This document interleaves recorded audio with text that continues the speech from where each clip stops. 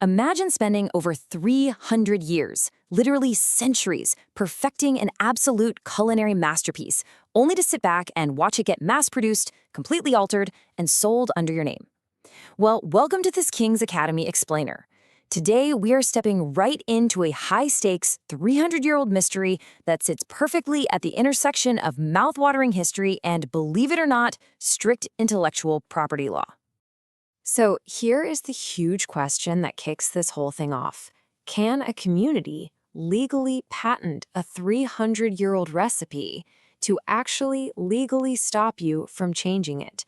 Like, if someone takes a classic historical dish, strips out all its most important ingredients, throws in something random like a hard-boiled egg, and sells it for profit, can the law step in and shut them down? We are going to keep that loop wide open as we explore the fascinating case of a legendary dish caught in a modern legal crossfire.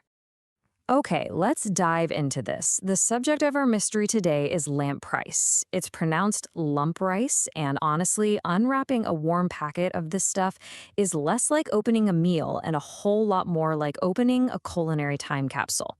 For centuries, this dish has stood as an absolute crown jewel of Sri Lankan food culture. It represents this brilliant, highly delicate fusion of European sensibilities mixed with Southeast Asian ingredients, all neatly tied together in a banana leaf.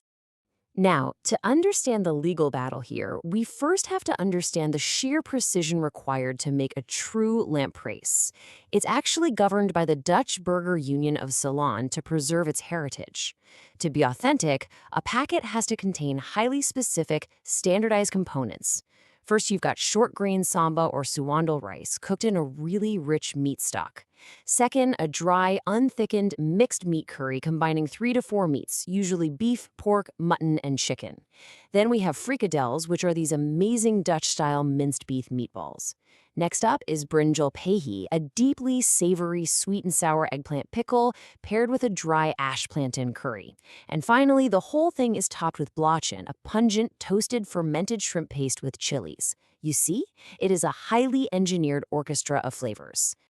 And this strict architecture, well, that forms the entire core of our conflict. A genuine lampreis is meticulously layered, wrapped in a double layer of wilted banana leaves, and baked to infuse all those oils. But what does it absolutely not contain? The rules are unforgiving here. No gravy, no chicken drumsticks, no sini sambal or caramelized onions, and definitely no hard-boiled egg. These are modern adaptations, and according to the purists, adding them completely destroys the architectural integrity of the dish. So, the crucial point is understanding where on earth these super strict rules come from. While it's heavily associated with the colonial era in Sri Lanka, the story actually begins with the massive global trade routes of the Verenigde Oost-Indische Company. You probably know them better as the Dutch East India Company. This isn't just some local recipe. It's quite literally a map of 17th century global commerce, wrapped up in a leaf.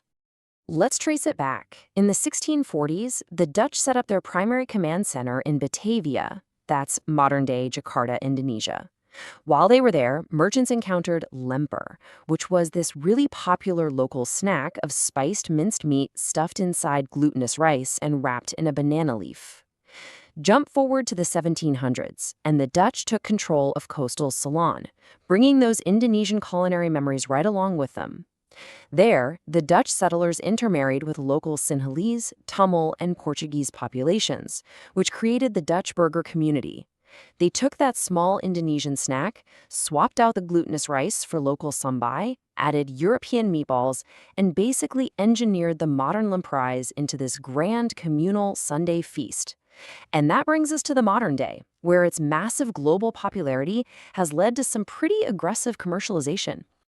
And this brilliantly illustrates how, because of those vast Dutch trade routes, lampreis actually has global colonial cousins all over the world. Take a look. In Indonesia, you have nasi bungkus, wrapped rice with side dishes, though it's much more of an everyday street food compared to the elite lampreis. Down in South Africa, the Cape Malay culture created boba tea, which shares an almost identical flavor profile of European meatloaf concepts but adapted with local Eastern spices. And over in Puerto Rico and Mexico, things like pasteles and tamales share the exact same structural philosophy, a complex carb stuffed with a multi-meat stew, meticulously wrapped in a leaf to infuse essential oils. It's all connected. But here is exactly where the friction starts.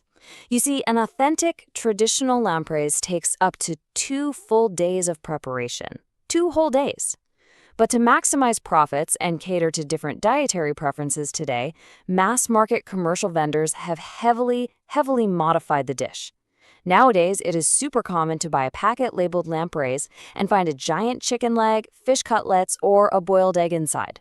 Purists argue that these variants are just standard Sri Lankan rice and curries stuffed in a leaf, totally missing the signature baked integration of the historic burger recipe.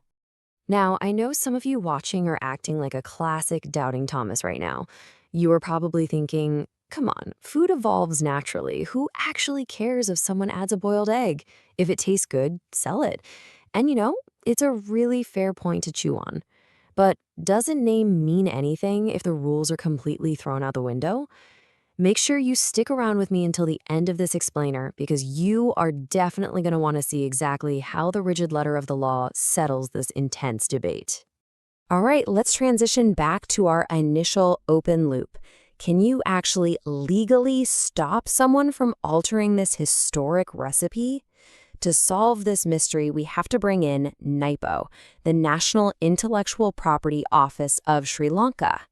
Under the Intellectual Property Act of 2003, people often mix up patents, trademarks, and geographical indications. Let's see how NIPO would actually handle a 300-year-old culinary dispute like this. First up, could the Dutch burger community just get a patent? The short answer is absolutely not. No way. A patent protects novel inventions or highly unique technical formulations that are not obvious. Because lamprey has been publicly made, shared, and consumed for over 200 years, its recipe is legally considered prior art. In the eyes of the law, it completely lacks novelty, meaning the recipe itself firmly belongs to the public domain. Literally anyone is legally allowed to cook it. So if a patent is out, what about a trademark? Well, trademark law prevents the monopolization of generic words used in everyday common language. So you cannot just trademark the generic word lampreys to stop others from using it. However, you can legally protect a specific, distinctive brand name that happens to contain the word. For example, you could trademark the Leaf Lampreys or Vanderhouten's Authentic Lampreys. But remember, that only protects your specific logo and brand identity. It doesn't do a thing to protect the integrity of the food item itself. And that brings us to the actual, viable legal solution to our mystery, the geographical indication, or a collective mark.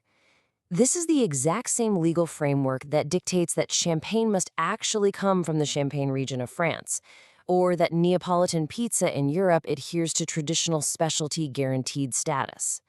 Through NIPO, a governing body could establish a certification mark. This would legally prohibit vendors from labeling their packet as an authentic Sri Lankan lampreys unless it strictly adhered to the verified ingredients, meaning stock-cooked rice, mixed meat curry, fricadelles, and definitely no boiled egg. And it would have to pass quality checks established by the association. So, to fully close the loop on that initial question, no, you cannot patent a 300-year-old recipe to stop someone from making it. But through collective marks, you absolutely can legally stop them from calling a modified mass-market version authentic, thereby protecting the real heritage of the dish. It leaves us with a pretty provocative thought, doesn't it? If we don't legally protect our culinary history, what else gets lost in the recipe over time? I want to say a huge thank you to everyone for dedicating your time and visiting King's Academy for more knowledge today. Please let us know your opinion on this culinary debate in the comments section below. Would you embrace the boiled egg or stick to the strict heritage? As always, we read all posted comments and reply as soon as possible. Stay curious, and I'll see you in the next explainer.